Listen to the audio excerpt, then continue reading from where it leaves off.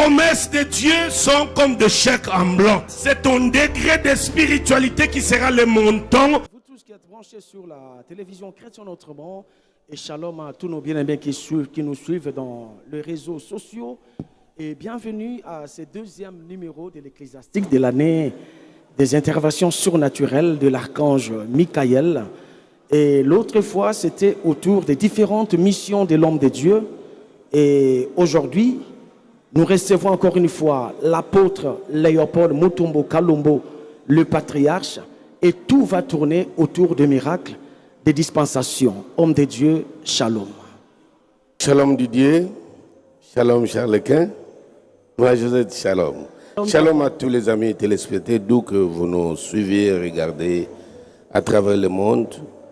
Que Dieu vous bénisse. Je crois que c'est un sujet assez passionnant qui m'a été demandé de développer sur ce plateau aujourd'hui pendant quelques minutes. Soyez bénis. Merci beaucoup. Vous avez remarqué que je ne suis pas seul pour présenter cette émission. Il y a mes complices de tous les temps, de tous les jours. Je commence avec maman Josette Kaya, shalom. Shalom, pasteur.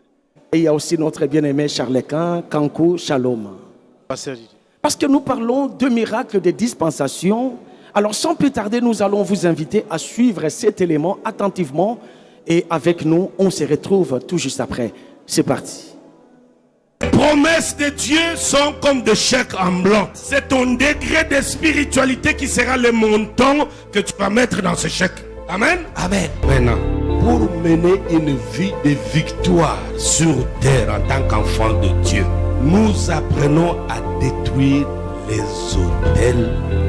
Parce que c'est en détruisant les autels que nous menons une vie de victoire sur terre. Dès son premier chapitre en 2008, la dispensation de la destruction des autels s'est distinguée par un type particulier des miracles appelé miracle de la dispensation. Le diable m'a beaucoup humilié par la présence des poux dans mes cheveux. J'en ai tellement souffert à tel point que j'ai commencé à éviter de me retrouver au milieu de gens. Les matins à mon réveil, il s'éparpillait sur le drap. Le vendredi, lors du service d'onction d'huile qu'avait fait l'apôtre, toute présence de poux dans ton corps quittera ton corps. Je m'étais dit, ça c'est moi. Le samedi matin, après mon bain, quand j'ai peigné mes cheveux, il n'y avait rien. J'étais empoisonnée et le poison avait provoqué une paralysie. Je fus conduite dans l'un des grands hôpitaux de Lisbonne au Portugal. Je suis passée par le scanner et le résultat était négatif. Nous sommes ensuite partis pour la Grèce et là-bas aussi c'était la même chose.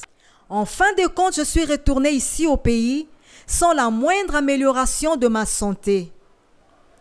On m'amena de ce fait ici à l'église. Une fois le contact entre moi et la chaise, j'ai senti une forte chaleur traverser tout mon corps aux pieds. Après la prière de clôture, j'ai marché seule alors que j'étais venue à l'église transportée par 4 personnes. J'étais un épileptique. Un jour, vers 12 heures, je fis de nouveau une autre crise.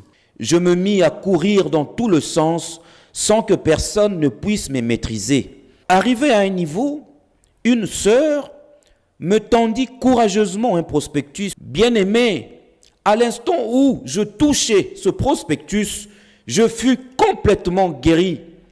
Moi qui n'avais jamais foulé mes pieds, ministère Amen, je n'ai depuis ce jour piqué aucune crise. Je me porte bien. Et la nuit, vers 3 heures du matin, je suis allée aux toilettes. Tout d'un coup, un lézard est sorti de mon sexe. Amen. Quand je suis sortie de la maison pour jouer avec mes sœurs, c'est en ce moment-là que j'ai vomi un crapaud. Ces crapauds, en réalité, c'était la main de ma mère décédée qui était restée dans mon ventre. Mon taux de glycémie était de 399. Je me décidai un matin de déchirer l'une des feuilles de mon calendrier sur laquelle se trouvait la photo de l'apôtre. Je la brûlai et en avalai le résidu. Quelques jours plus tard, je me rendis sur le même médecin qui me consulta de nouveau et cette fois-là, les résultats révélèrent un taux de glycémie de 86. Et à leur grand étonnement, au niveau de mes urines, ils ne découvrirent aucune anomalie, non plus au niveau sanguin. N'est-ce pas joyeux? Mes bien-aimés, j'ai fini par accoucher d'un mort-né. Après des tentatives de réanimation par le médecin, l'enfant n'est repris par vie. C'est alors que je décidai d'imposer la photo de l'apôtre sur l'enfant mort. Et tout à coup, l'enfant reprit vie et s'est mis à pleurer.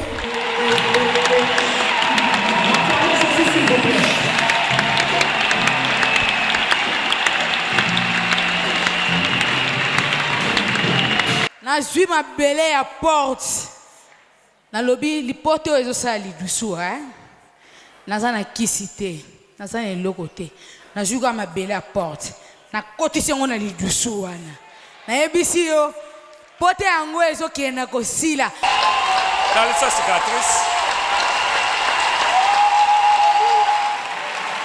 Bien-aimé, j'ai été victime de ce sort pendant 12 ans.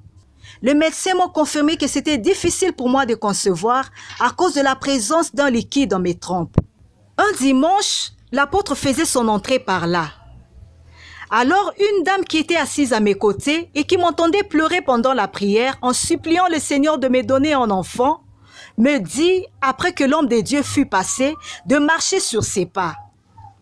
J'ai marché sur les pas de l'homme de Dieu et je déclarais en disant, Seigneur, parce que je marche sur les pas de ton oint, aujourd'hui même, je vivrai en témoignage.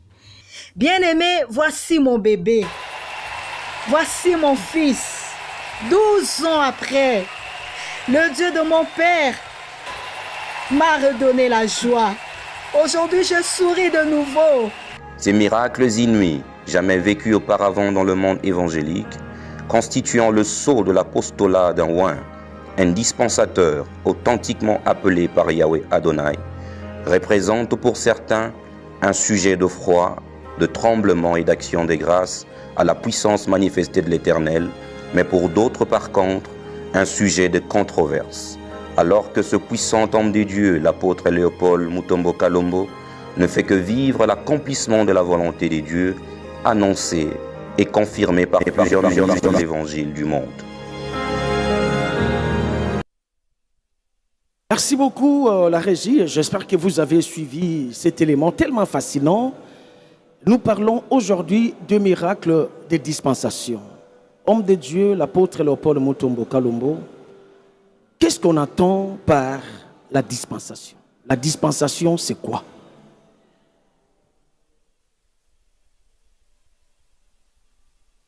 Je pense qu'on ne va pas rentrer dans les définitions trop théologiques pour ne pas embrouiller les gens. La dispensation, dans un langage simple, c'est une manière d'opérer de Dieu avec un homme dans un temps, dans une période bien définie. Et la dispensation, dans les Grecs, on explique la dispensation comme étant la divulgation. Celui qui va divulguer ne peut divulguer qu'un secret. On ne divulgue qu'un secret. Or, le dispensateur, il est celui qui dispense les mystères cachés. Et quand est-ce qu'il reçoit l'ordre?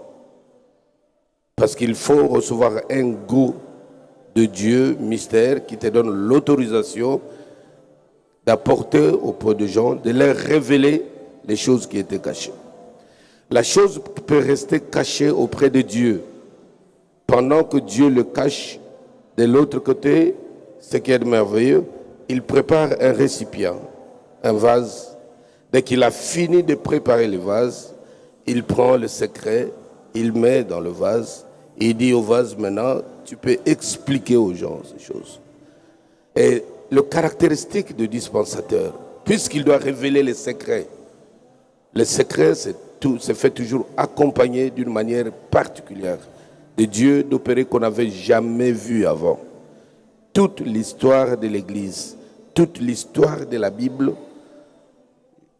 j'insiste bien sur l'histoire de la Bible et l'histoire de l'Église, nous prouve par multiples exemples comment Dieu a opéré avec les dispensataires. D'abord, il vient avec un message particulier que vous ne connaissiez pas avant.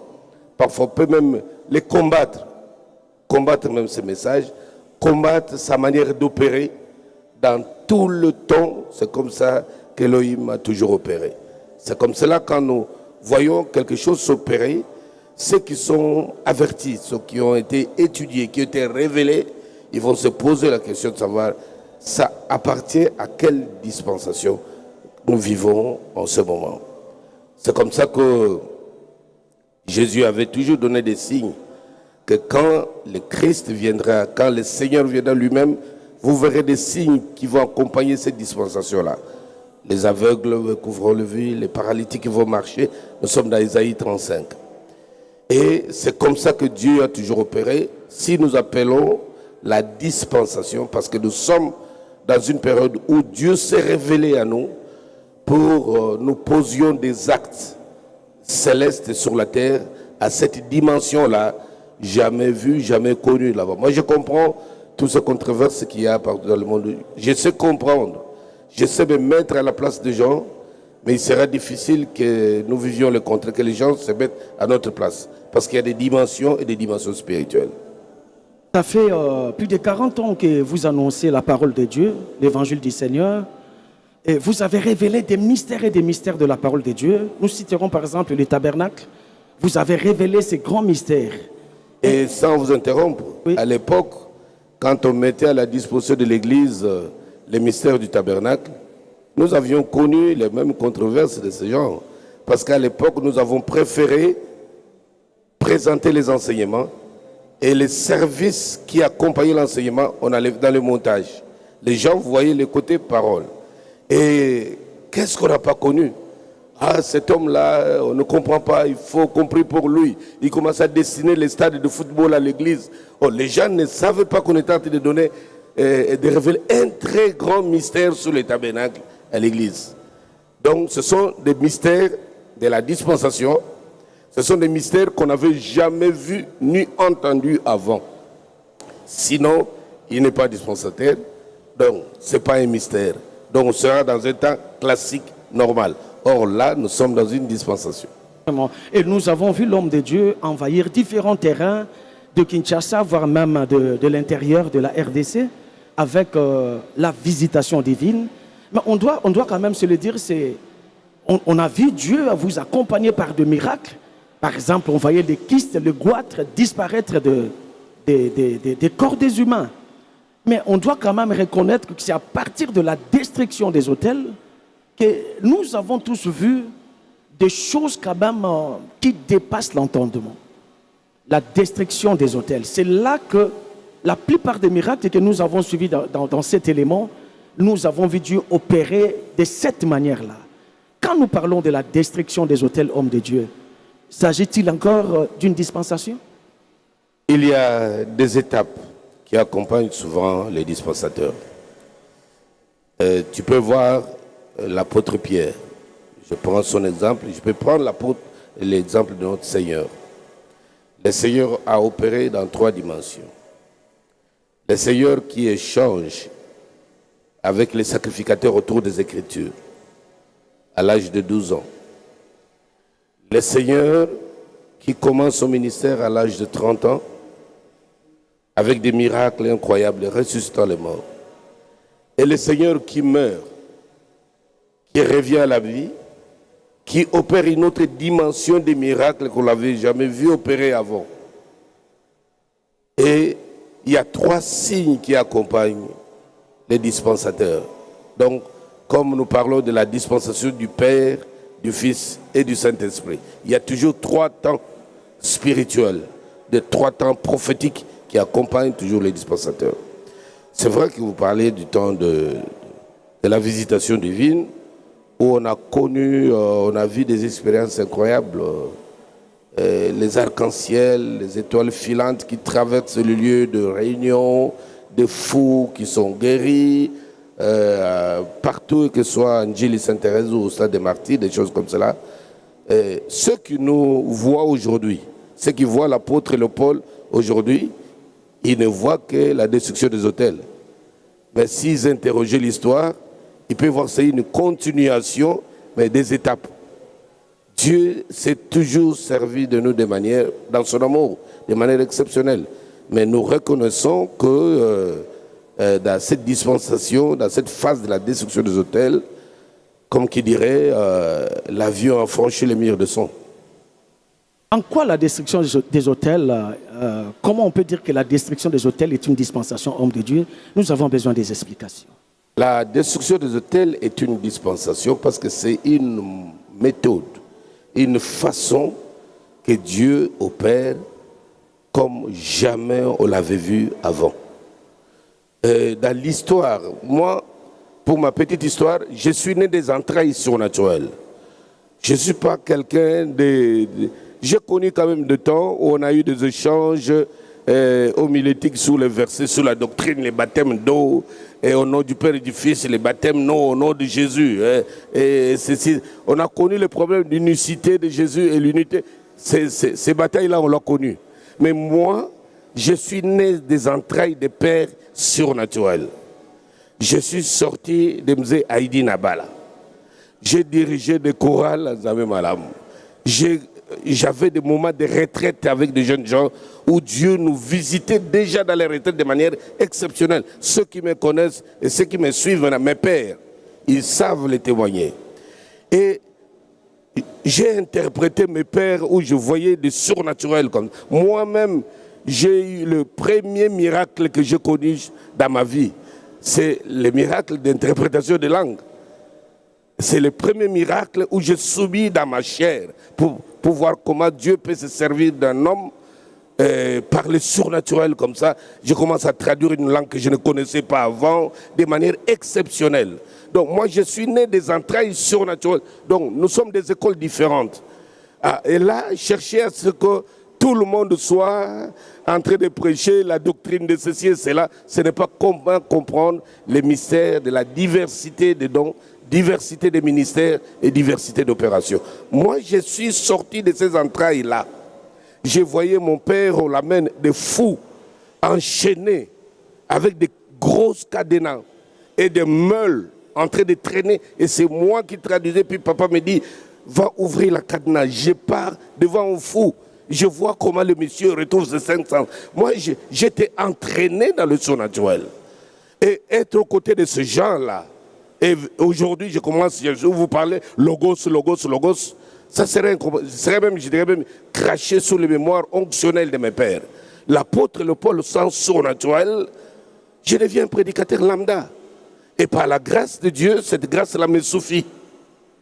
Et je ne me contente pas des grâces des autres parce que je crois à la complémentarité et à la diversité. C'est comme ça que quand je parle de la dispensation, je sais exactement de quoi ça se passe. Dieu a voulu se servir de ce pauvre vase de terre pour déverser une grâce comme jamais dans l'histoire du réveil.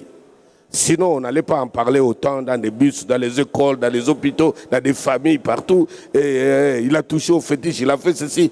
Si la chose ne secoue pas, ne mette pas les choses sens dessus, alors on doit se poser la question. Et nous sommes restés parce que nous savons.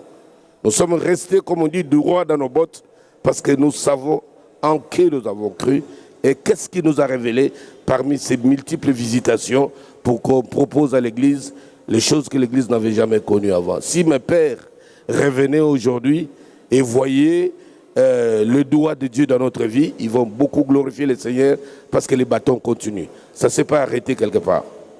Alors dans ce cas, homme de Dieu, quand est-ce qu'une opération surnaturelle est déclarée miracle de la dispensation? Ok. Qu'est-ce que moi j'entends par miracle de dispensation? Nous avons dans les langages évangéliques modernes deux types de miracles. Nous avons dit les miracles du salut ou les miracles évangéliques. Et puis nous avons les miracles de la dispensation. Les miracles évangéliques sont des miracles qui sont déjà écrits dans les Écritures. Allez, faites de toutes les nations les disciples, priez. Voici les miracles qui accompagneront ceux qui auront cru. Il y a déjà même une liste déjà préétablie dans Marc 16. À mon nom, ils chasseront les démons, ils feront ceci. Comme si en dehors de cette liste-là, il n'y en aura pas d'autres. Or, c'est le même Seigneur qui dit, celui qui croira en moi fera des œuvres plus grandes. Et quand il parle des œuvres plus grandes, il ouvre la porte. Ce n'est pas défini. Et c'est comme cela que quand les Osborne sont venus, et même quand les musées ont récupéré les bâtons, nous voyons sur les banderoles, Jésus-Christ est le même hier, aujourd'hui, éternellement. Les aveugles voient, les paralytiques marchent. Hébreux 13, 8, là, c'était le verset fétiche d'une lignée depuis Osborne. Ça, c'est le miracle évangélique. C'est-à-dire, vous retournez dans les Écritures que ce même Jésus qui a opéré ces choses, il est encore en vie. Si vous lui faites confiance, voici ce qu'il fera. Il peut faire la même chose. Parce qu'aujourd'hui, il y a encore des gens qui ont faim, qui ont besoin de pain. Il y a encore des gens qui sont malades, qui ont besoin de guérison. Il y a ainsi de suite. Maintenant, les miracles de la dispensation, qu'est-ce qu'on entend par miracle de dispensation? Ce sont des miracles qui n'étaient pas écrits dans les Écritures. Quand j'entends souvent les gens dire « ce n'est pas biblique, ce n'est pas écrit », je le comprends. Parce que Jésus leur a dit « vous sondez les Écritures, vous croyez trouver la vie en elles, alors que les mêmes Écritures parlent de moi. Au lieu de me regarder, vous passez tout le temps à sonder les Écritures, les logos. » Les miracles de la dispensation sont des miracles qui n'ont pas été écrits. Quand vous lisez Ésaïe, je parle d'Ésaïe 35, les signes qui montrent que Jésus est venu. Il a cité des miracles, mais il n'avait jamais, vous ne trouverez jamais sur cette liste-là, Jésus marchait sur les eaux ou Jésus multipliait les pains. Mais on nous a parlé d'une certaine liste de miracles qui s'opéreraient quand Christ serait là. Et nous avons vu ces miracles, mais nous avons vu au-delà de ces miracles écrits. Parce que quand l'onction agit dans un homme, cette onction transcende les Écritures. Parce que Elohim est souverain. Il peut adapter, il peut faire les choses parce qu'il connaît les besoins de l'heure. En ce moment, qu'est-ce que le peuple a besoin? C'est comme ça quand quelqu'un comme Élie arrive, il fait bousculer un peu l'ordre des choses. On l'appelle le prophète de feu parce que le peuple n'avait jamais vu le feu avant. Même quand on leur disait dans les écoles prophétiques qu'il y a un prophète qui viendrait, et il viendrait de manière mystérieuse, et puis il va disparaître de manière mystérieuse. Sa particularité sera le feu. Personne ne s'imaginait à quoi cela allait ressembler. Mais ils ont vu le socle du ministère d'Élie fondé sur le feu. Donc, les miracles de la dispensation sont des miracles que vous ne trouverez pas dans les Écritures, que Dieu opère en ce moment-là pour se glorifier, pour surprendre le monde des ténèbres. Madame Josette Kaya. Oui, l'apôtre Léopold Mutombo Kalombo, on vous entendre parler, c'est comme si vous avez une autre définition des miracles que tout le monde n'a pas. Parce que vous avez bien expliqué que ce sont les miracles de la dispensation, bien sûr, ce sont des miracles qu'on ne retrouve pas dans la Bible. Mais c'est là que vous créez des controverses, apôtre Léopold Mutombo Kalombo. Alors, l'autre fois, je vous ai entendu parler de la vision que vous avez reçue de Dieu. Le Seigneur vient de temps en temps dans ses apparitions pour compléter sa vision. Alors, pourrions-nous dire que la destruction des autels, avec les miracles qui accompagnent cette dispensation, vient dans le cadre de compléments que Dieu vous donne dans votre apostolat? Je disais tout à l'heure, pour ne pas me répéter, il y a toujours une sorte de package de miracles que Dieu a réservé au dispensateur, au divulgateur. Avant de l'envoyer, il vient avec ce package-là de miracles. Il y a les standards des miracles classiques que nous connaissons. Les paralytiques marchent, les aveugles voient. Il y a aussi un autre package où Dieu lui-même, c'est comme quand le Seigneur se présente devant l'aveugle né. Et il dit, cette maladie ne mène pas à la mort, c'est pour que le Fils soit glorifié, ou le Père soit glorifié par le Fils. Mais quand tu regardes sur la liste des miracles prédits dans la Bible, il n'y a pas ces miracles-là. Et tu verras dans cette dispensation, le Seigneur pouvait prendre la salive, mélanger avec la boue et mettre dans les yeux de quelqu'un. La personne, il lui dit, va vers le réservoir. Pourquoi il n'a pas guéri sur place? Et puis, un autre cas de l'aveugle vient. Le Seigneur impose les mains, il dit, monsieur, regarde, qu'est-ce que tu vois? Il dit, non, je vois, mais un peu comme les gens comme des arbres. Mais pourquoi il n'a pas guéri sur place, du coup, comme il a fait, peut-être comme avec Bartimée? Dans la dispensation, il y a toute une école du surnaturel que Dieu apprend à l'Église. Parce que Dieu n'est pas statique. Il faut qu'on comprenne les choses comme cela. Quand Dieu ne vient que écriture, n'oublions pas que Dieu est esprit. C'est-à-dire que Dieu est spirituel, cela veut dire qu'il est surnaturel. Donc, dans le surnaturel, c'est un monde extrêmement vaste. C'est là où trône Dieu. Donc, il n'est pas toujours là où on l'attend. C'est ce qui justifie les miracles de la dispensation. Vous verrez quelqu'un comme l'apôtre Paul, par exemple.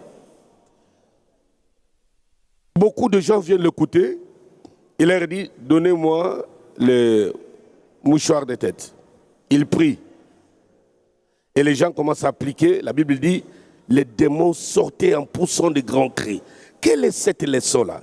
C'est-à-dire que la dimension spirituelle de l'homme, n'oublions pas, tout le monde ne peut pas faire ça. Nous devons le comprendre. Il ne faut pas imiter parce qu'on a trouvé ça noir sur blanc. Et tu demandes aussi aux gens de te donner tes mouchoirs, tu pries pour ça. Si cela était le cas, tout le monde aurait vécu le même résultat. Ce n'est pas donné à tout le monde. Il faut une certaine dimension, une certaine hauteur spirituelle, où finalement la frontière entre l'humain et le divin devait être trop petite. Le corps humain commence à dégager des vibrations. Tout ce qu'il peut toucher, il communique un pouvoir divin sur les choses et sur les éléments de la nature. Et à partir de ces degrés-là seulement, qu'on peut déclencher les miracles de la dispensation, comme nous avons vu avec la sœur qui avait des poux. Et on n'a pas vu l'époux l'a tombé mort, mais sa karma a disparu. Alors qu'elle pouvait rentrer dans les bus, on voit comment l'époux arrose ses vêtements. Les gens commencent à lui dire, maman, regarde. Elle était tellement gênée. Mais Dieu résout le problème de manière définitive et miraculeuse en faisant disparaître l'époux. Ça, ce sont des miracles. Quand tu lis, par exemple, dans Marc ou dans Matthieu, dans les 4 évangiles, on ne vous dira pas, voici les miracles qui accompagneront ceux qui auront cru, les pauvres vont disparaître. Il n'y a pas ça. Ça fait partie de ces packages-là, de la dispensation, qui accompagnent des choses qu'on n'avait jamais vues dans les Écritures, où Dieu veut montrer au peuple sa sagesse infiniment variée. Est-ce que les miracles qui accompagnent l'apôtre Léopold Mutombo Kalombo sont liés au temps, au contexte et à la situation actuelle? Pourquoi je pose cette question? Vous avez donné l'exemple des poux. Est-ce que votre Dieu voit que, à Kinshasa, en République démocratique du Congo, il y a l'envahissement des poux? Est-ce que c'est selon le temps, selon les contextes et selon les situations qui se présentent? Les miracles de Dieu dans le monde spirituel sont des miracles à large spectre. Vous verrez même du temps du Seigneur, les dispensateurs par excellence. Il a opéré de diverses manières. Au point de voir même les poissons qui vomissent de l'argent. Si c'était à notre époque, je pense qu'on allait qualifier le Seigneur de tous les mots. Comme je suis avec Didier et Charles Quint, si je leur dis, allez à la rivière Kalamou ici, et vous allez attraper un poisson, ouvrez la bouche dans le ventre du poisson, vous allez trouver de l'argent dedans. Même eux-mêmes, avant de partir, ils vont me regarder 5-6 fois dans les yeux. Tu vois, ça fait partie des miracles de la dispensation, où Dieu veut se glorifier et Dieu veut qu'on le craigne, qu'il existe. Et nous bénissons Dieu pour cette grâce qui accompagne la destruction des autels. Je dirais même à chaque chapitre, nous assistons à des choses, des phénomènes incroyables. Parce que les dispensateurs n'est pas otage d'une période bien précise. C'est vrai que la destruction des autels, c'est un travail phare venant du ciel qui mobilise les êtres surnaturels pour accompagner les décrets de Dieu sur la terre. Mais ceux qui viennent à nos cultes peuvent voir des phénomènes qui se passent. Par exemple, le culte d'hier. J'étais en train d'enseigner sur le mystère des bénédictions et de l'héritage des fils d'Abraham. Du coup, on a vu une femme jeter les béquilles. Et moi, quand je l'ai vue venir, je croyais qu'elle venait comme tout le monde venait s'aimer parce qu'elle était touchée par la parole. Non, non, j'ai vu quelqu'un venir avec les béquilles, jeter par terre, lever les mains, et ça créait une autre ambiance. L'atmosphère a changé dans la salle. On ne pouvait plus maîtriser ça. Je pense que ceux qui étaient là, ils ont vu ce qu'ils ont vu hier. C'est-à-dire, on ne peut pas limiter une dispensation, on ne peut pas mettre une dispensation dans un paquet. Donc la manière d'opérer est vraiment à large spectre. L'onction qui connaît les besoins, Dieu peut opérer quelque chose pour réveiller son peuple, juste pour dire il est présent parmi vous. Et nous bénissons Dieu pour ça. Merci beaucoup pour la parole, pasteur Didier. L'apôtre Paul Mutombo Kalombo, aujourd'hui, dans l'église, nous sommes au temps de la fin. Et certains veulent qu'on prêche que la parole de Dieu et pas se disperser dans autre chose. Est-ce que vous pensez qu'aujourd'hui, les miracles ont une importance dans l'église aujourd'hui, en ces temps ici? La question est très belle. Sinon, on focaliserait l'émission que sur ça. Il y a 14 raisons pour lesquelles les miracles sont hautement utiles et très importants, surtout en ce temps de la fin.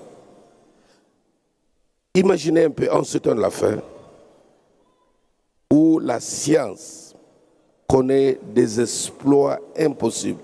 On peut opérer quelqu'un à distance sans l'avoir touché à 10 000, à 15 000 kilomètres. On le soigne, on l'opère. Aujourd'hui, où on défie même la stérilité par les FIV, vous ne voyez pas que la foi même au Dieu miraculeux est en train d'être démolie dans le cœur des chrétiens. Et si l'Église, aujourd'hui, met de côté le surnaturel, qu'on reste à la parole, je t'assure, hélas, je crains, hélas, qu'à l'heure où nous parlons, beaucoup sont en train de vider l'Église. Parce que les diables, les décéments sont parvenus à maturité. Les diables ne se cachent plus. Le satanisme ne se cache plus. Les adorateurs de Lucifer, vous voyez des temples de Lucifer un peu partout. Ils ne se cachent plus. Si vraiment nous sommes en ce temps de la fin, nous avons besoin de cette onction d'Élie qui défie les prophètes de Baal d'aujourd'hui. La parole seule et la bonne volonté ne suffisent pas.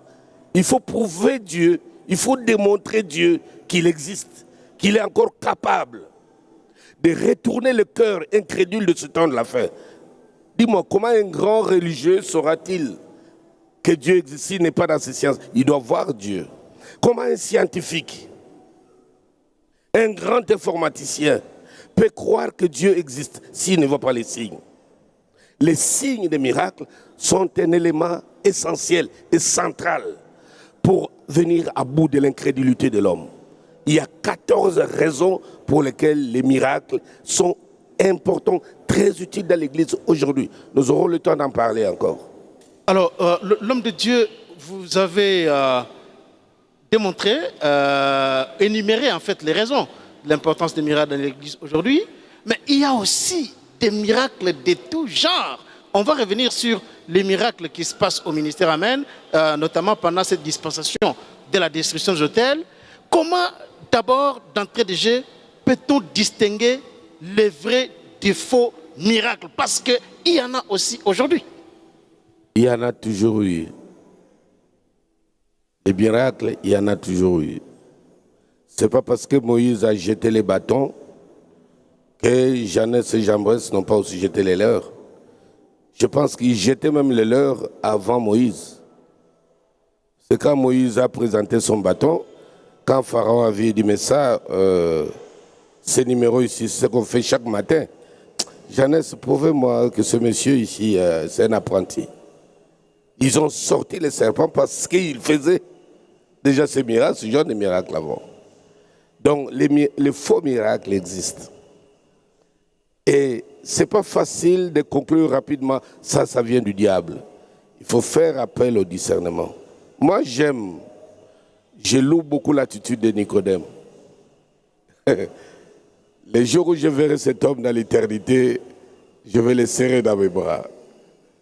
J'aime son attitude. Tous ensemble, tout le monde parlait dans un sens comme dans un autre au sujet des miracles du Seigneur. Quand il est allé voir le Seigneur, c'est comme s'il lui disait, t'en fais pas, tout ce qu'on raconte là dehors, là, c'est des histoires. Nous voulons juste garder nos membres dans l'église pour qu'ils ne viennent pas à toi. Mais en réalité, nous savons que personne ne peut opérer dans cette dimension si Dieu... Il n'a pas dit cette dimension si... Ça doit être un mysticisme oriental. Non, non.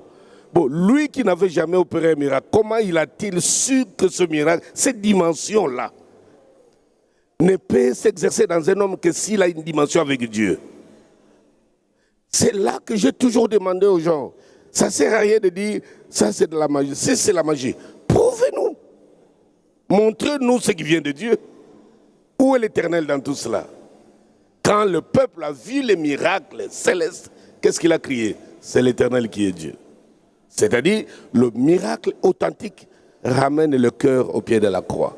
C'est pour cela que nous passons du temps à amener des multitudes d'âmes comme jamais dans l'histoire de Réveil. Quand nous avons franchi d'abord 1003 âmes baptisées, je me suis dit, waouh Seigneur, les jours de la Pentecôte c'était 3000. Et nous on a fait 1003. Là on était encore de l'autre côté à la 7e. Quand nous avons franchi le cap de 2500, même quand on a diffusé, j'ai vu beaucoup de bien-aimés, que ce soit de la diaspora ou de l'Afrique ici. Il dit, ça c'est les actes des apôtres à l'œuvre. On n'a jamais vu un coup de filet de ce genre-là. Pourquoi les gens? Parce qu'ils ont vu l'Éternel à l'œuvre.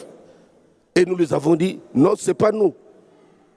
Voilà l'homme qui est capable de vous sauver, vous amener au ciel. Ils ont cru en lui et nous les avons amenés aux eaux de baptême et du Saint-Esprit. Ils sont venus des disciples du Seigneur. Donc le vrai miracle qui n'approche pas l'âme de la croix devient très dangereux. Surtout quand on développe ce que j'ai toujours appelé un pastorat vedette, où on veut attirer l'attention des gens sur nous. Mais quand c'est l'élévation, quand les gens viennent vers nous, nous les retournons vers le Seigneur. Et ça, on peut rester dans une dynamique de surnaturel pendant longtemps parce que Dieu trouve sa place, son trône, et il est élevé et glorifié. Sinon, ça devient de tralala. Alors, très bien d'avoir fixé l'opinion là-dessus en disant que les vrais miracles apportent les hommes au pied de la croix. Mais c'est une très belle réponse, l'apôtre Paul Mutombo Kalombo. Mais il y a des questions parce que vous avez créé vraiment des controverses dans cette nation et dans le monde évangélique. On a vu l'élément qui est diffusé ici, des choses qui sortent dans les corps des gens. Et là, la question se pose, comment est-ce qu'un esprit, un démon, peut prendre la forme des cafards ou des crapauds, alors qu'il s'agit bien entendu d'un esprit qui est chassé, il devait prendre et rester esprit au lieu de prendre la forme d'un corps. Merci beaucoup. Souvent, quand ça m'arrive à l'esprit, je vois comment les gens se poumonnent à ce sujet. Tu sens vraiment qu'on rentre dans le domaine des polémiques charnelles, inutiles, qui n'ont rien à voir avec les Écritures. Hein. Les objets animés et inanimés ont toujours été utilisés dans le monde surnaturel de Dieu. Les plus grands miracles, les plus grandes expériences des choses matérielles, c'est d'abord avec Moïse. Parce que si vous commencez à expliquer les miracles, ce n'est plus un miracle. Si vous commencez à expliquer les miracles intellectuellement, parce que par définition, les miracles, c'est quelque chose qu'on ne peut pas expliquer rationnellement. Et si vous commencez à expliquer, c'est l'esprit, comment ce n'est plus un miracle. Vous rentrez dans le domaine même de la science. Là. Dis-moi, quand Moïse vient, il jette les bateaux et le bateau devient un serpent. Où était ce serpent? Si on doit suivre cette logique. Où était ce serpent? Et le voilà, il vient, il reprend le bâton, il prend le serpent par la queue, le serpent redevient le bâton. Où étaient les bâtons? Parce qu'on a vu un serpent. Si on commence à spéculer de ce genre, on prouve clairement que la dimension spirituelle est trop basse. Il y a des choses qu'on ne maîtrise pas. Donc on veut juste parloter, sauf la personne qui a fait de véritables expériences surnaturelles avec Dieu peut comprendre le doigt de Dieu quand le doigt de Dieu est à l'œuvre. Le reste, c'est juste de simple. C'est pour cela, vous voyez, que je n'ai pas souvent l'habitude de répondre à ce genre d'émission. Homme de Dieu. Parce qu'on n'a pas le même degré spirituel.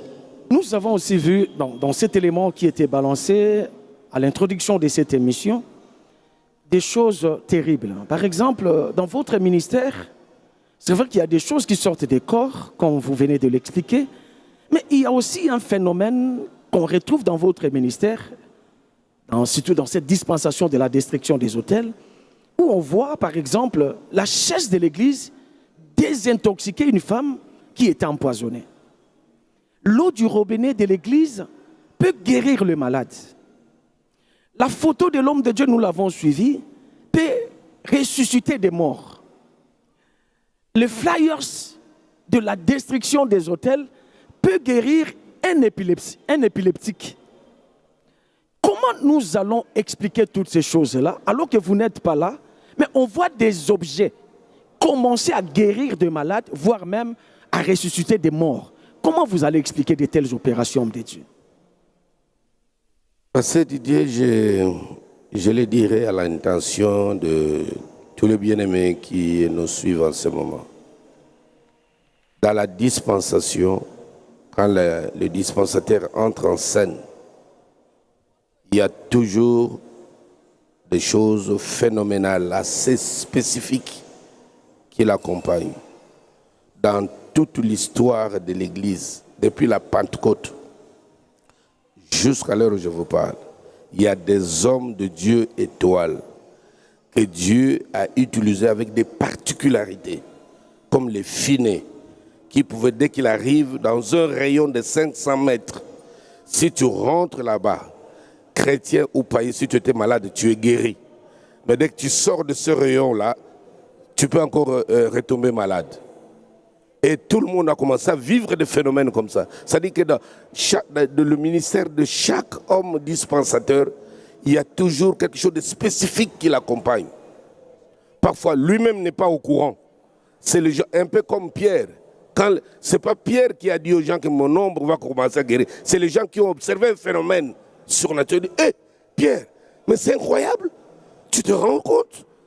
Ton ombre veut guérir des malades. Dit, ah bon, mon ombre? On dit, oui, ton ombre. C'est des gens qui ont observé des phénomènes. Comme en notre temps, c'est vous qui observez ces phénomènes. Parfois, Dieu fait avec toute cette multitude-là, j'arrive même pas à imposer aux mains les gens. Hein? Soit même dans la rue, vous apprenez que quelque chose vient de se passer.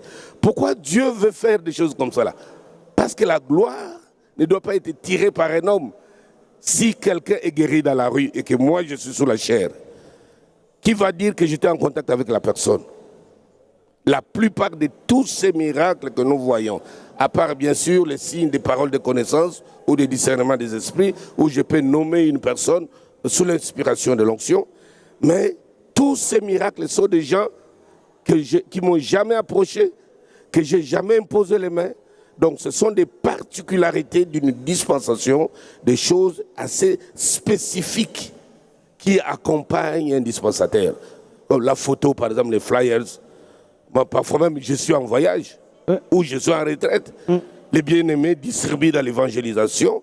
On remet ça à un fou est guéri. On remet à un épileptique, il est guéri. Et ces phénomènes-là, c'est quoi? C'est la dimension spirituelle qu'un dispensateur peut atteindre.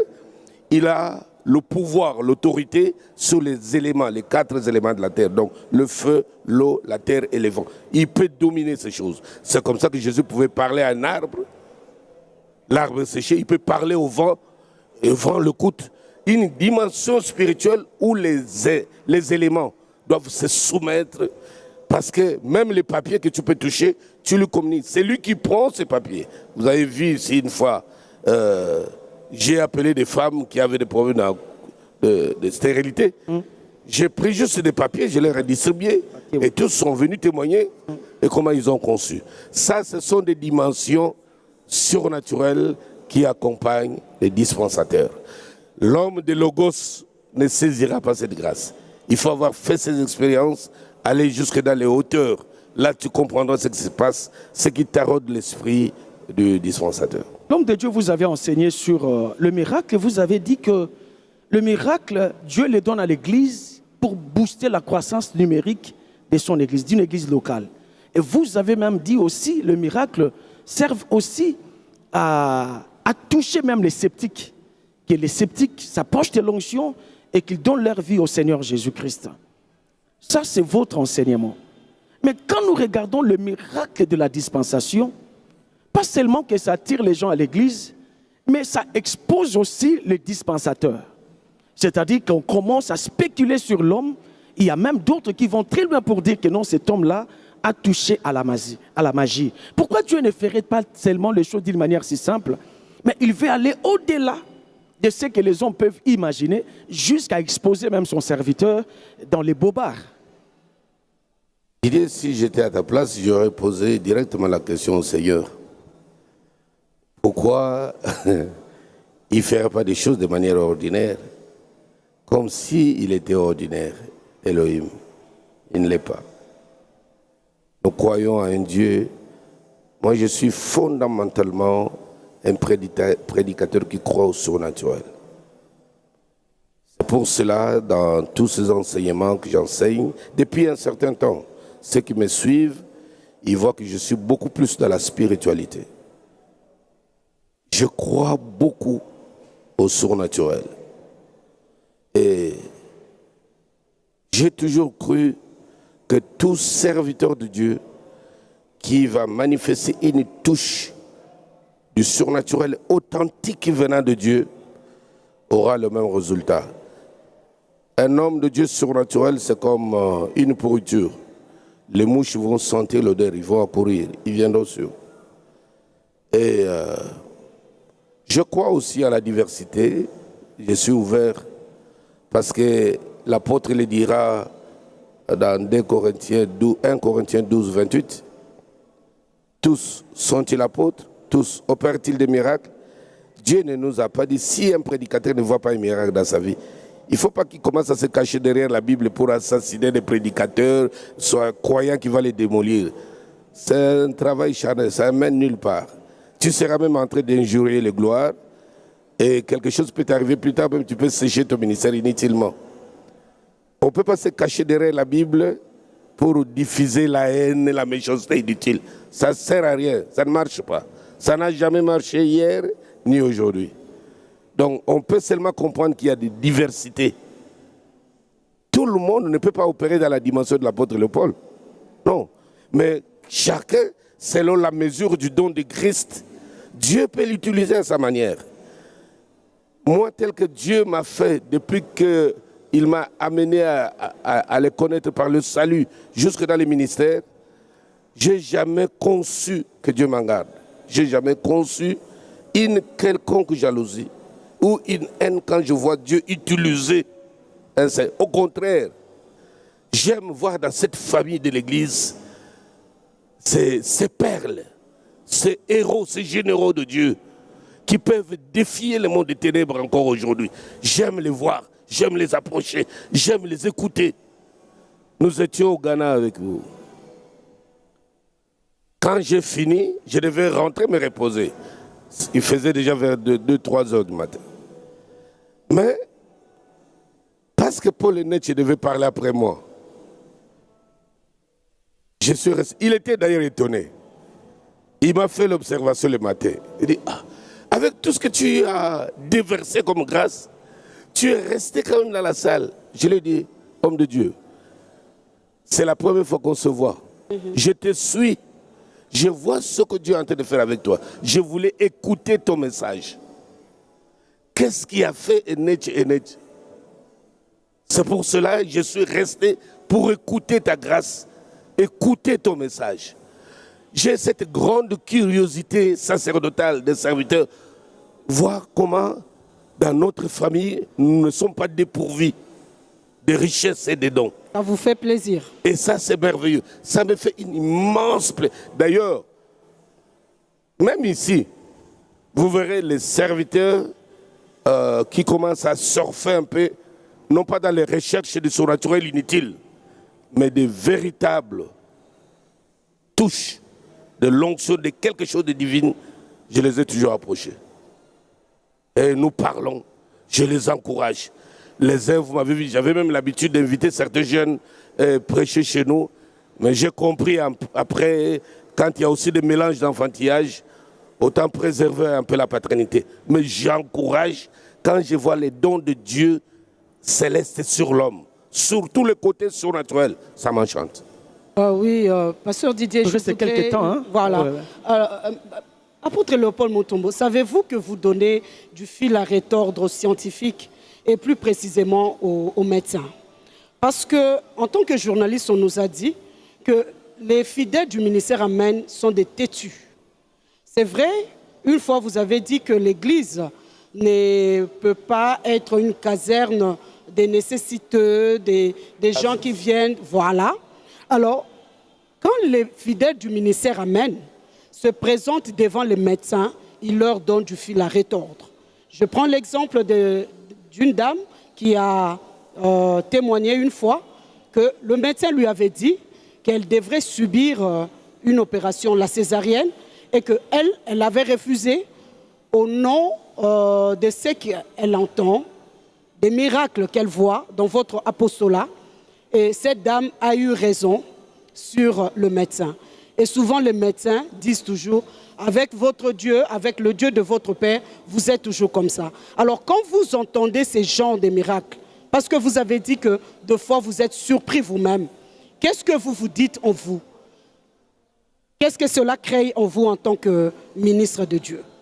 Le meilleur de tout ça, c'est quoi? Je me souviens de cette fille folle. On l'a amenée au centre CNPP, psychiatrique, et puis un médecin l'a vue. La manière dont la fille s'agitait, et le médecin a dit aux parents, il dit cette histoire est spirituelle parce que les traitements que je donne à cette fille, elle ne pouvait pas continuer à s'agiter de cette manière. Alors, amenez votre fille à la 8e mairie chez l'apôtre Léopold. Je pense que c'est son onction qui peut dompter cet esprit. Je n'oublierai jamais un tel témoignage d'un médecin, un scientifique, qui croit qu'il y a des dimensions d'onction qui peuvent maîtriser les puissances des ténèbres.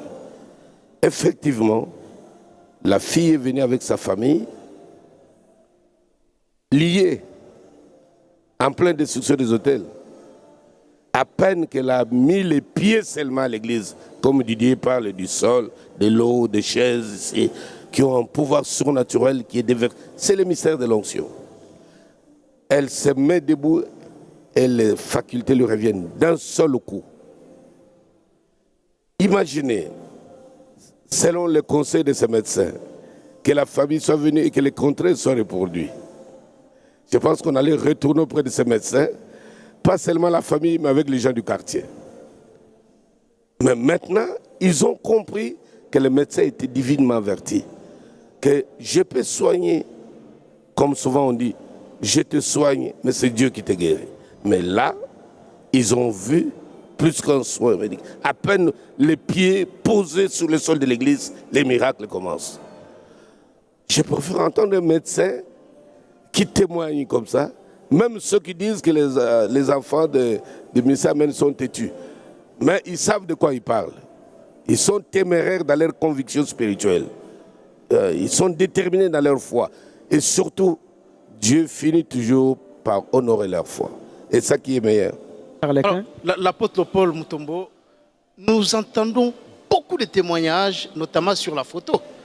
Récemment, c'est une femme à Brazzaville qui a acheté normalement ses ingrédients, tomates ou oignons, et a pris la photo de l'apôtre pour la préparer normalement comme une nourriture et manger cela. Et finalement, la femme qui avait un problème de sang, elle a vu se menstruer et elle a même eu l'enfant. On voit aussi des gens porter votre photo un peu partout. Est-ce que ça ne risque pas de devenir finalement une adoration de l'apôtre Paul Mutombo Kalombo, ce qui est condamné par la Bible, c'est comme disent les autres? Heureusement, je n'ai jamais signé un décret. Heureusement que Dieu m'en garde, je n'ai jamais demandé à qui que ce soit de porter ma photo. Je ne l'ai jamais fait et je ne le ferai jamais. Le peuple ressent ce qu'il ressent à ma place. Vous savez, dans les domaines du surnaturel, ça ne commence pas aujourd'hui. Quand tu lis Acte 5, tu verras l'attitude de la masse à cause de ce que Dieu faisait avec les apôtres. La Bible dit que le peuple le louait hautement. Quelqu'un peut se dire à lui-même, si cet homme peut dégager une telle onction, jusque dans la rue, jusque dans les passerelles, jusque dans les eaux. Vous voyez, pendant le confinement, nous sommes ici, mais les gens sont guéris en Équateur, en Amérique latine, au Nicaragua, au Panama. Nous sommes ici au Congo. Vous avez vu des vidéos qui nous reviennent, les paralytiques. Ils ont jeté les civières en train de marcher, des dames. C'est loin. Si nous parlons encore de l'église, on peut comprendre que c'est à l'église. Mais à des milliers de kilomètres, où vous libérez l'onction par la voie des ondes, il y a des phénomènes terribles dans des maisons de gens, des gamins qui parlent en langue pour la première fois. Ça, c'est phénoménal, on n'a jamais vu de choses comme cela. Donc, on n'avait jamais demandé à qui que ce soit de faire ci ou de faire ça. C'est la foi de se dire en soi-même que si je fais ça, son Dieu me fera ci. Si j'ose faire ça, son Dieu me fera ci. Ça, c'est la révélation de se dire en soi-même. Et ça, je laisse l'onction être souveraine et opérer, plutôt que je dise aux gens, ne faites pas ci ou faites ça. Je n'ai jamais fait ça et je ne le ferai jamais. On va terminer avec cette question de curiosité, homme de Dieu. Vous veniez de parler de l'ex-folle, si on fait le dire comme ça, parce qu'aujourd'hui, elle est déjà guérie. Elle est mariée. Mariée même. Notre sœur Francine. Vous venez de parler d'elle. Mais elle aussi, pas seulement qu'elle avait foulé les sols du ministère Amen, mais quand elle s'est assise sur la chaise, du coup, elle se lève totalement guérie. Et nous avons suivi le cas de cette femme qui était empoisonnée, désintoxiquée par la chaise de l'église. Comment ça se passe? Vous prenez des temps ici au ministère Amen de prier pour les chaises de votre église, de prier pour l'eau du robinet, de prier pour les flyers avant de les envoyer dans l'évangélisation. Ça se passe comment pour qu'il y ait des miracles et avec des objets de votre église qui entourent votre ministère homme de Dieu? Notez bien, la véritable onction ne force pas les choses. La véritable onction ne force pas la main de Dieu. Ou c'est Dieu qui est là, ou il n'est pas là. Un point, c'est tout. Et quand Dieu est là, attention, c'est le créateur du ciel et de la terre qui est là. Il couvre de tout cet espace-là de sa gloire et de sa puissance. Forcément, moi je ne suis pas étonné des phénomènes de l'eau, de la terre de l'église. Un jour, je venais, je descends de la voiture, j'ai vu un monsieur avec son garde, et puis il avait un papier, il était en train de prendre la terre. J'ai demandé au frère, il demande pourquoi il fait ça. Dans certaines églises, on dirait peut-être qu'un monsieur est venu envoûter l'église. Et on s'approche, mais il leur dit non, j'ai appris que la terre de ce lieu fait du bien aux gens. Je ne prie pas ici. Je suis un frère qui prie dans une autre église, mais je crois en cette onction. J'ai béni le Seigneur quand j'ai entendu les témoignages. Donc, quand l'onction agit dans une dispensation, attendons-nous à des phénomènes inattendus qu'on n'avait jamais programmés. C'est comme ça que vous voyez un jour, on vient comme ça au culte, quelqu'un commence à vomir les œufs. Si on n'a pas une grande spiritualité, c'est comme ça que les gens spéculent. Non, ils avaient arrangé ça. Non, ils avaient... Les mêmes prédicateurs, ils vous prêchent, ils disent, celui qui croira moi fera des grandes œuvres. Or, les miracles sont là pour briser et tailler la pierre d'incrédulité. Jean 4, 40 dit, si vous voyez des miracles, vous allez croire. Nous sommes déjà à la fin de l'émission, s'il vous plaît. Je voudrais rappeler seulement une chose par rapport à ce qui s'est passé au Kenya, l'homme de Dieu, pendant que vous étiez au parc Uhuru, on avait, pendant que vous parliez, l'écran, on avait l'émission, ou bien les enseignements, passés en direct à la télé. La campagne d'évangélisation. Voilà, la campagne d'évangélisation, c'était la destruction des hôtels au Kenya. Alors, on a tourné la télé à ceux qui étaient en fin de vie. Ils n'avaient pas la foi.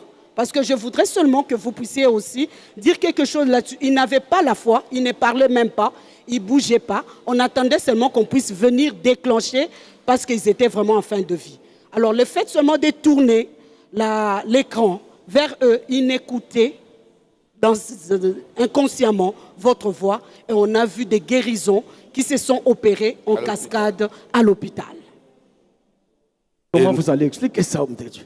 Et nous n'étions pas là, heureusement. Il n'y avait pas possibilité d'aller imposer les mains aux gens. Et j'ai beaucoup béni le maire et l'ancien vice-président, et qui est aujourd'hui président du Kenya, qui avait ordonné que la télévision nationale vienne couvrir et les messages soient retransmis dans tout le pays. Et c'est grâce à lui que les 8 cancéreux là, en phase terminale, dans ce pavillon de l'hôpital, ont été miraculeusement guéris. Ça, ce sont les miracles de la dispensation. Il y a un grand nombre de gens qui nous suivent à ces moments-ci, hommes de Dieu. Ils sont connectés sur Amen TV, dans les réseaux sociaux, en train de suivre cette émission. Et nous parlons de miracles. Et en face de nous, nous avons les dispensateurs, l'ont parqué tous ces miracles que nous avons suivis dans l'élément introductif est avec nous. Cet homme-là, l'apôtre Léopold Mutombo Kalombo, il y a ce peuple-là qui n'attend que votre parole pour que des choses se passent aussi dans leur vie. Nous ne parlons pas du miracle pour le miracle. Nous parlons du miracle parce qu'il y a un Dieu qui créa toutes choses par sa parole puissante. Il dit que la lumière soit. Il a donné à l'univers la forme qu'il a aujourd'hui par sa parole. Et le pouvoir et le mystère de la parole est tellement central parce que quand la parole est libérée, les esprits accompagnent la parole pour exécuter ce que la parole veut. Et c'est comme ça que la Bible dit, il envoya sa parole.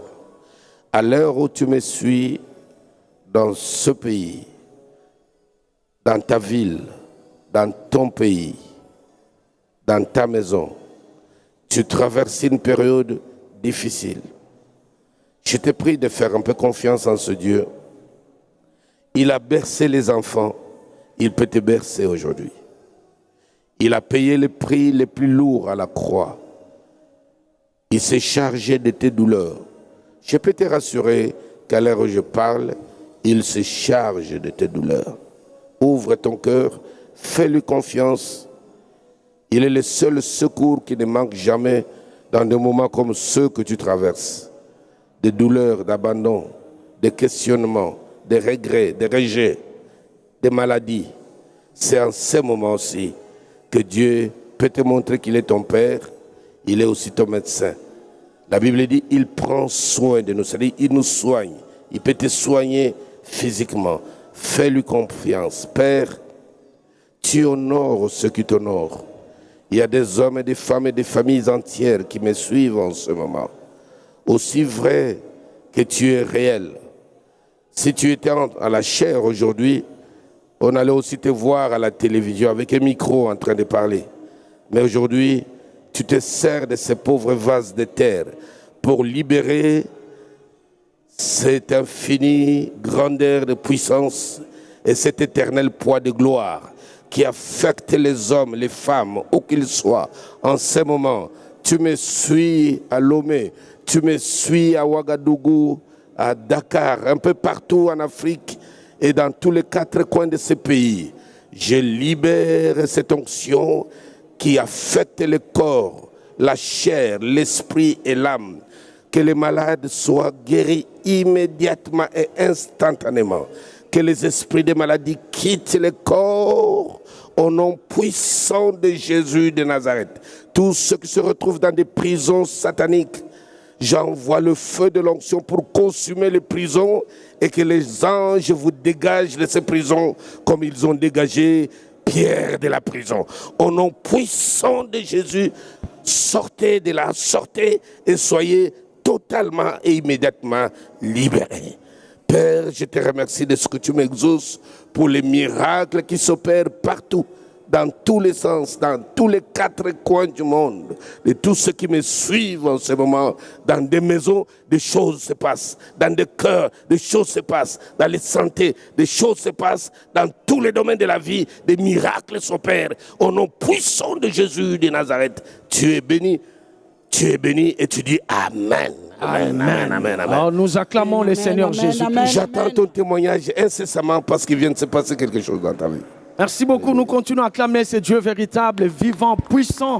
Jésus-Christ de Nazareth, le Dieu de l'apôtre Léopold Mutombo Kalombo. La parole est déjà sortie. Vous n'avez qu'à croire à toute parole qui est sortie de la bouche de l'homme de Dieu et vous témoignerez les dieux des apparitions de cet homme. Nous sommes à la fin de cette émission. Merci beaucoup, homme de Dieu, d'avoir répondu à notre invitation. Merci à Madame Josette Kaya. Merci à mon bien-aimé Charles Kenkankou. Et on se retrouve au prochain numéro de l'Ecclésiastique. Ciao.